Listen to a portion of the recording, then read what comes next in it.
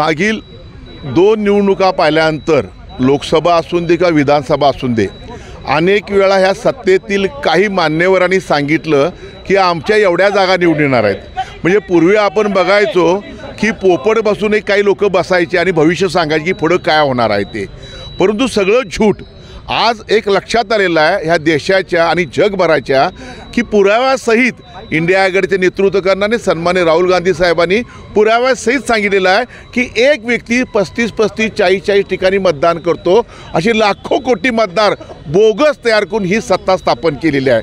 म्हणजे लोकशाही संपवायची, लोकशाहीचा आता शेवटाची घंटा वाजलेली आहे, ती घंटा वाजू नये म्हणून इंडिया आघाडीच्या वतीने आपल्याला इथं शाहू जन्मस्थळी इथं तीव्र निदर्शने करतले आहे। लोकशाही टिकली तर देश टिकेल, नाही तर टिकणार हुकुमशाहीकडे वाट चाललेली आहे। चाललंय काय? निवडणूक आयुक्तांनी उत्तर द्यायला पाहिजे ना। पुरावे दिखालेत, बाप किंवा श्राद्ध चुकीचा तो तुम्ही सांगा चुकीचा आहे, परंतु पुरावे तुम्हाला सादर केल्यानंतर तुम्ही बोललं पाहिजे। तुम्ही कुणाची एका व्यक्तीची नाही, ह्या देशाचे निवडणूक आयोग आहे आणि आयोग जर अशा पद्धतीनं काम करणार असेल तर बाकी देशाला भविष्यामध्ये ही धोक्याची घंटा असण्याची शक्यता नाकारता येत नाही।